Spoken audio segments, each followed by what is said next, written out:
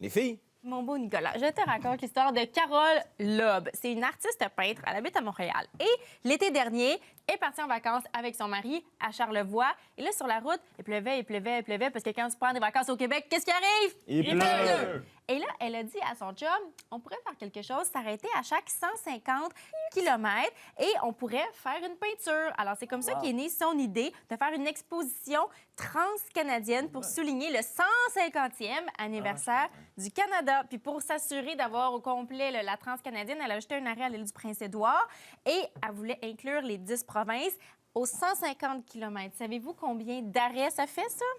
Beaucoup. C'est une bonne réponse. Ça fait de Victoria à Saint-Jean-de-Terre-Neuve, ça fait 52 arrêts, 52 peintures. C'est ben trop pour une personne. 52 seulement? Oui, à chaque 150 km. OK. Ça a du sens. Je m'attendais à plus. Quoi, à comme 180 ou quoi? J'ai pas fait le Anyway, oui. Alors, Carole a eu l'idée d'appeler sa meilleure amie artiste de peintre qui s'appelle Alison Grapes.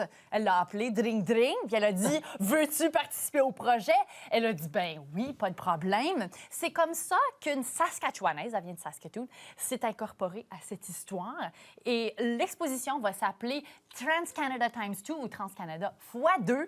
Et puis, vraiment, avec une Saskatchewanaise. Et puis, une Québécoise. À nous, c'est vraiment mieux, hein? Mais oui, vraiment. Ouais. Ah, c'est pas la fin. C'est pas compliqué. Tu sais, t'as la transcanadienne, tu fais un arrêt aux 150 km. Et là, ce que les deux femmes font, c'est qu'elles notent ce qu'elles voient, elles prennent des photos, puis après ça, elles retournent chacune dans leur studio respectif. Ça, c'est la photo des Rocheuses. Et vous allez voir l'œuvre que ça a inspiré. Parce que là, d'abord, elles prennent la photo, puis ensuite, elles créent. Alors, c'est un processus créatif vraiment, vraiment intéressant. Et puis, Carole et Alison sont toutes les deux des enseignantes en arts visuels. Elles habitent dans des villes différentes. Alors, elles ont divisé le trajet dans 5 blocs de temps à travers le pays. Les 52 tableaux doivent être complétés d'ici juin 2018, quand l'exposition aura lieu. Alors, le rythme de production est assez intense, avec une peinture en moyenne aux 10 jours. Oui, et ça fait comprendre à ces deux artistes-là à quel point leur pays est grand et beau, parce que là, ça leur a permis, c'est ça, de fêter le 150e anniversaire du Canada. Et leur plus grande réalisation, à quel point il y a beaucoup d'arbres dans notre pays. C'est quand même... Non, mais c'est vrai. Ouais. Le résultat est impressionnant. Chaque artiste a son style, sa vision. Les œuvres sont parfois impressionnistes, sont parfois naturalistes.